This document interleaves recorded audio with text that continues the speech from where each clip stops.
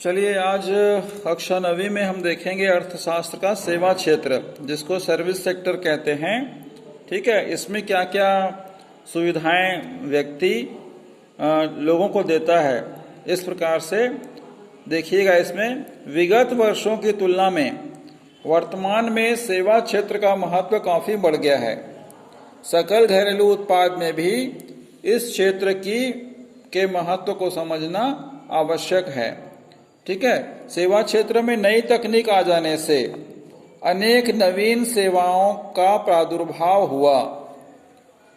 Mobile, computer, internet सेवा के आने से किसी भी विषय पर जानकारी प्राप्त करना, सूचनाओं का आदान प्रदान करना पहले की तुलना में बहुत ही कम समय में सुलभ हो सका है, मतलब आसान हो सका है।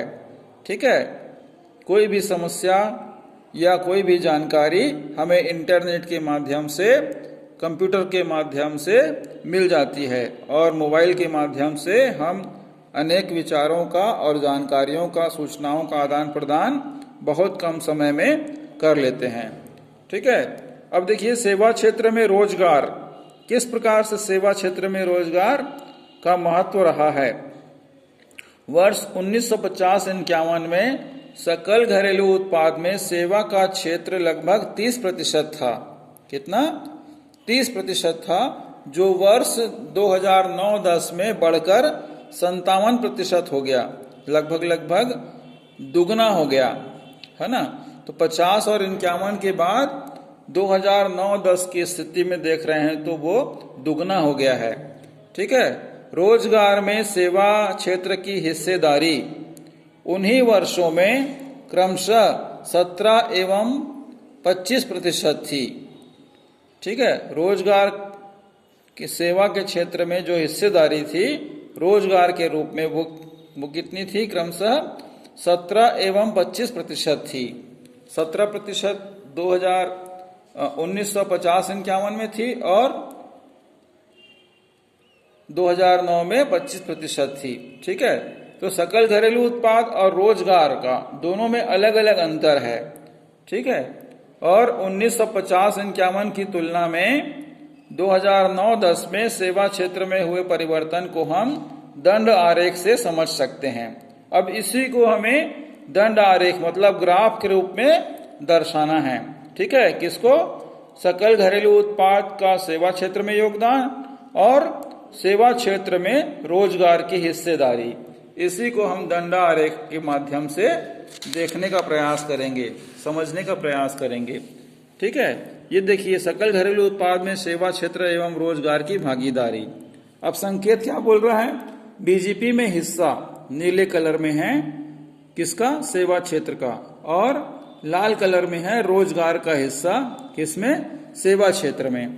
ठीक है, तो सन 1950 और 51 में ये स्थिति थी। बगल में देखिएगा जीडीपी, रोजगार में प्रतिशत, बगल में प्रतिशत दिया हुआ है 10, 20, 30, 40, 50, 60 तक, है ना। तो हमने पिछले पेज में पढ़ा कि किस प्रकार से डीजीपी और रोजगार का हिस्सा हमारे सन 1950-51 में था। तो जीडीपी में हिस्सा कितना था?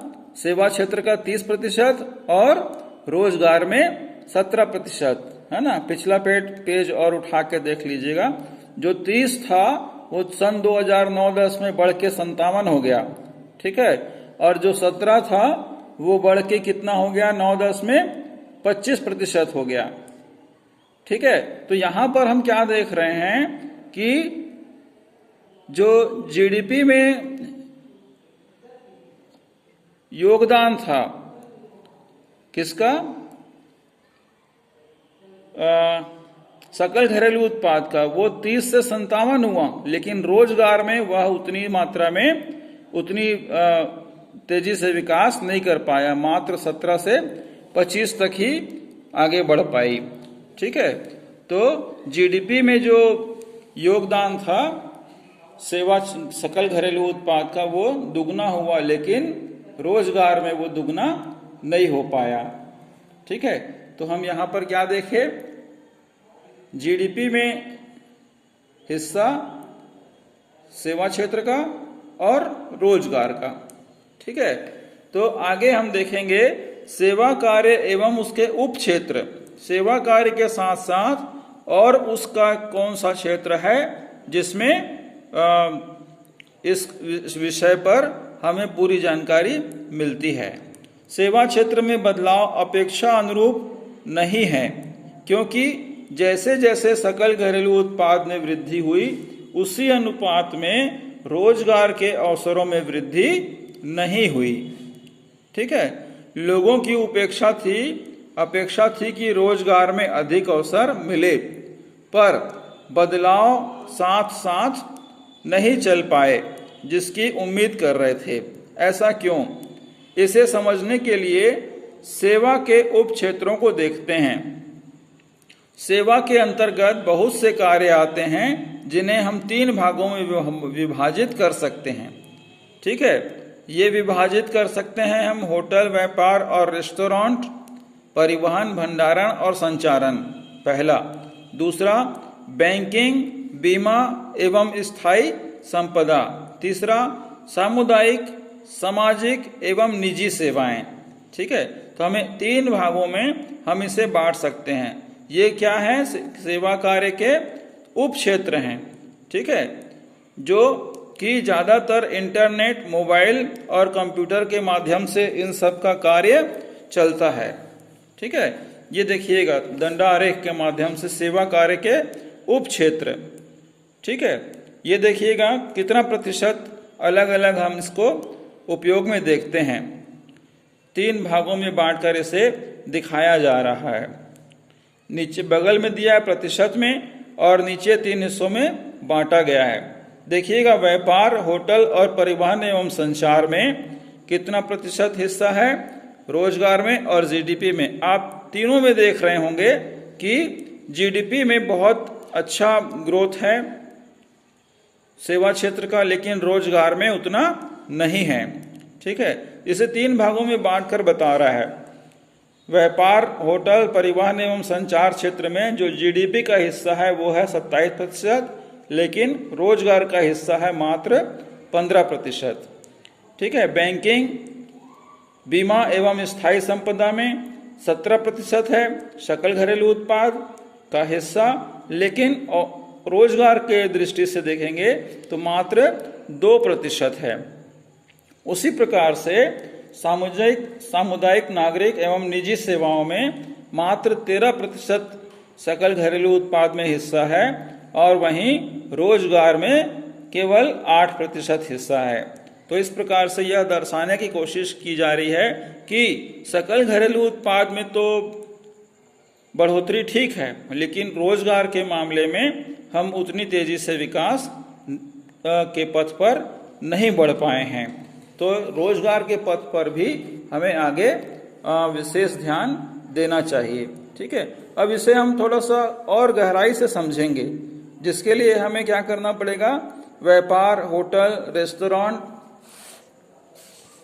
परिवहन, भंडारण एवं संचार के विषय में देखते हैं।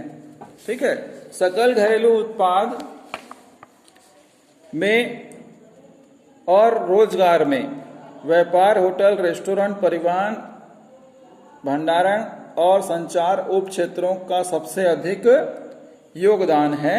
इसके अंतर्गत किसी वस्तु का क्रय विक्रय करना, जैसे कपड़े की खरीदी एवं बिक्री, नाश्ता एवं भोजन से संबंधित वस्तुओं का विक्रय, ठहरने के लिए लॉज की सेवा आदि शामिल है। परिवहन, भंडारण एवं संचार भी सेवा के उपक्षेत्र का अहम हिस्सा है। परिवहन के अंतर्गत वायु, रेल, सड़क एवं जल परिवहन भी सम्मिलित है। इसमें किसी भी वस्तु या व्यक्ति को एक स्थान से दूसरे स्थान तक पहुंचाने का कार्य किया जाता है।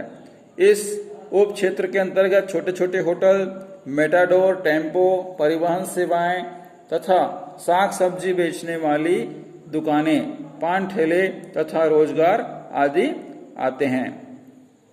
इस उप क्षेत्र में से लोगों को लगातार रोजगार प्राप्त नहीं हो पाता है। जैसे रिक्शा, मेटाडोर, ट्रैक्टर आदि छोटी परिवहन सेवा के कार्य में लगे हुए लोग दिखाई देते हैं, परंतु इन्हें हमेशा काम नहीं मिलता है। यहाँ कई कार्य ऐसे हैं, इसमें बहुत से लोग लगे हुए हैं, परंतु उन्हें कम वेतन मिलता है।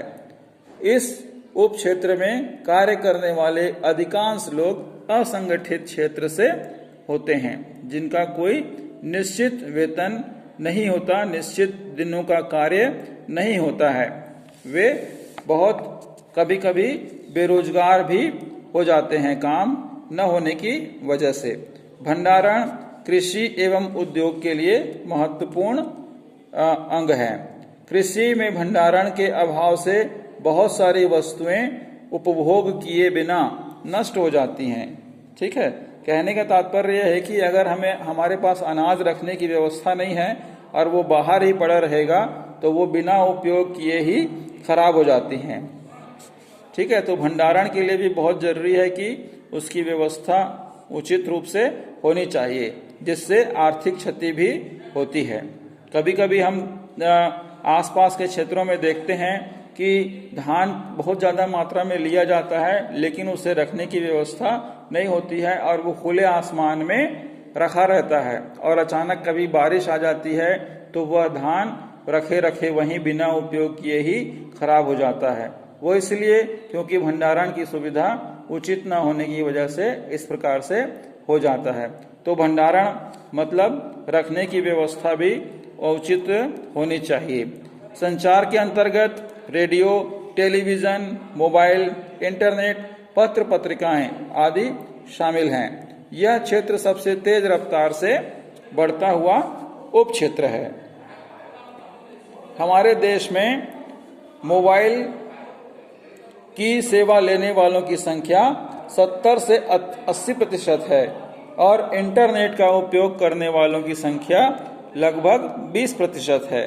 तो इंटरनेट के कंप्यूटर के अपेक्षा मोबाइल की सेवा लेने वालों की संख्या ज़्यादा है। ठीक है, उदाहरण के लिए गांव का एक दुकानदार अपने कारोबार को मोबाइल के माध्यम से या उनके संपर्क से चलाता है तो वह शहर की दुकानों का प्रचलित मूल्य पता कर अपनी दुकान के लिए अपेक्षाकृत सस्ते मूल्यों पर खरीदारी करता है। संचार के इस साधन से उसे उचित मूल्य पर सामग्री प्राप्त हो जाती है। इस तरह से उसके धन और समय की बचत होती है। ठीक है, तो ये उदाहरण के लिए आपने समझ लिया। मान लो किसी दुकानदार के पास मोबाइल है और वो किसी अन्य सामान का कारोबार करता है और अचानक उसे पता चलता है कि कोई सामान महंगा हुआ है तो वह उसका फ़ायदा उठा लेता है और अचानक उसे मोबाइल के माध्यम से पता चलता है कि कुछ रेट कम हुआ है और उसका मूल्य बढ़ने वाला है, तो वह तुरंत उसकी खरीदी करके उसका भंडारण कर लेता है और अधिक धन कमा लेता है और साथ ही साथ उसे समय की बचत भी होती है। ठीक है, तो इस प्रकार से हमने इस पैराग्राफ में समझा सेवा का उप क्षेत्र, बैंकिंग या व्यापार, होटल के बारे में। ठीक है, अगला विषय हम देखेंगे बैंकिंग एवं स्थायी संपदा, उसे हम अगले दिन बताएंगे। ठीक है, आप भी थोड़ा सा पढ़ते रहिए, धंधा आरेख को देखते रहिए कैसे बना है, कैसे भविष्य में बनाना है। ठीक है, तो अब आपसे कुछ प्रश्न हम पूछेंगे जिसके उत्तर पेज क्रमांक 47, 147, 148, 149 और 150 के अंतर्गत आपको मिलेंगे। ठीक है, जिसका जवाब हमें आपको 11 बजे तक आपको देना है। ठीक है, लिखिएगा सबसे पहला, खालिस्तान देश में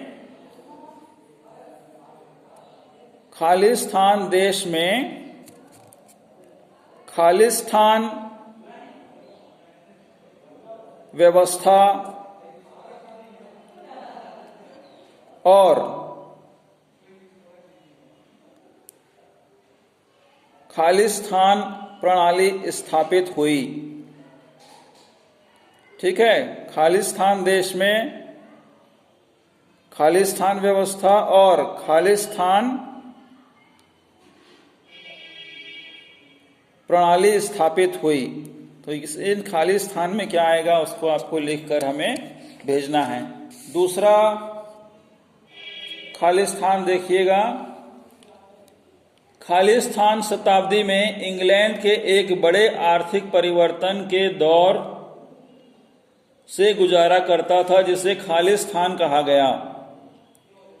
ठीक है, खालिस्तान शताब्दी में इंग्लैंड एक बड़े आर्थिक परिवर्तन के दौर से गुजरा था जिसे खालिस्तान कहा गया है। ये दूसरा है। और तीसरा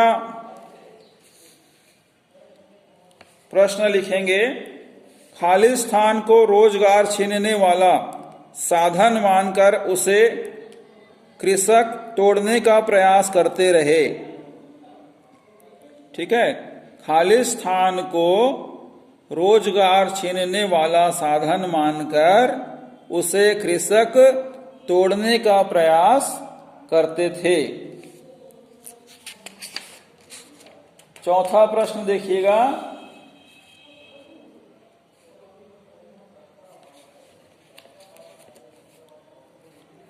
खालिस्तान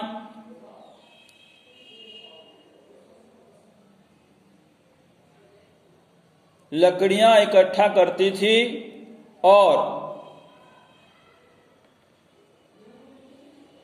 खालिस्तान में चरखे चलाकर सूत काटती थी।